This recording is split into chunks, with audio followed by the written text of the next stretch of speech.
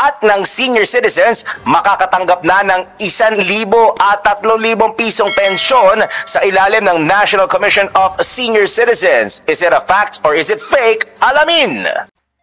Bago tayo magpatuloy, huwag kalimutang mag-subscribe sa aking channel.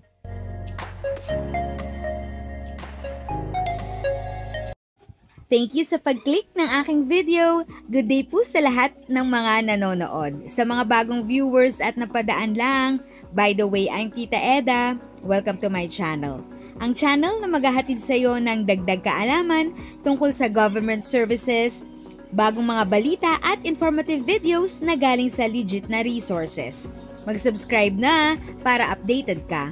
Lahat ng senior citizens makakatanggap na ng 1,000 at 3,000 pisong pensyon sa ilalim ng National Commission of Senior Citizens. Is it a fact or is it fake? Alamin! Mayroong mga Pilipinong senior citizen ang kumakapit at umaasa na lang sa kanilang buwan ng pensyon para matustusan ang pang-araw-araw nilang mga pangangailangan, kabilang na ang kanilang maintenance. Kung kaya naman isang malaking pag-asa ang dala na kumalat na balita na ang lahat ng senior citizens ay makakatanggap na ng 1,000 at 3,000 pensyon sa ilalim ng National Commission of Senior Citizens o NCSC. Pero totoo nga ba ang laman ng balitang ito? Alamin yan dito sa Fact or Fake. Alamin mo na kung tama o mali, kung totoo o hindi. Walang peke. DWIZ, Fact or Fake.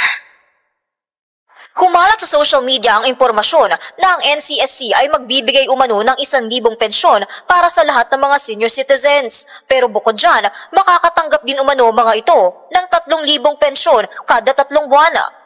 Pero nagbigay linaw ang representative ng Senior Citizens Party List na si Representative Rodolfo Ordanes, lalo na sa mga senior citizens, na huwag magpapalin lang sa mga fake news dahil bukod sa hindi totoo ang kumakalat na impormasyon, wala rin umanong monthly universal pension na 1,000 piso para sa lahat ng senior citizens.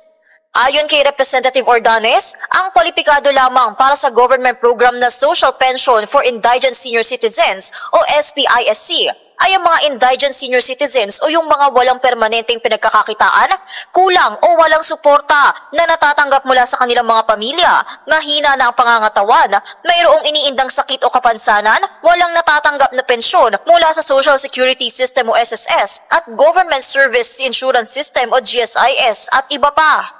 Nilinaw niya rin na ang online registration ay parte lamang ng verification process para tukuyin kung ang registrant ba ay kwalipikado at ang pagiging registered ay hindi nangangahulugan na otomatiko nang mabibigyan ng pensyon.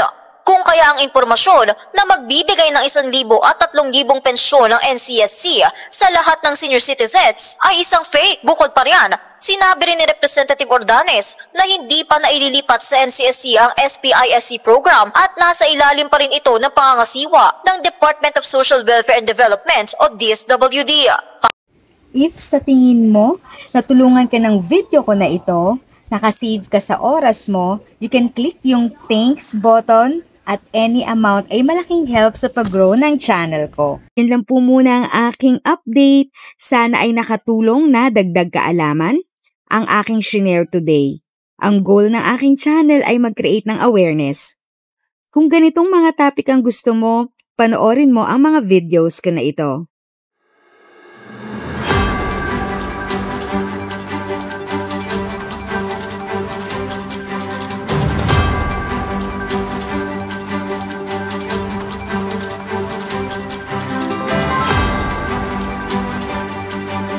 Thanks for watching! Kung may kapamilya, kaibigan o kakilala sa tingin mo ay magiging interesado sa video, please share or tag sila sa comment section.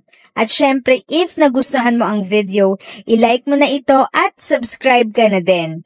As always, feel free to write your questions, comments, and opinions respectfully. And continue to be a blessing and stay safe!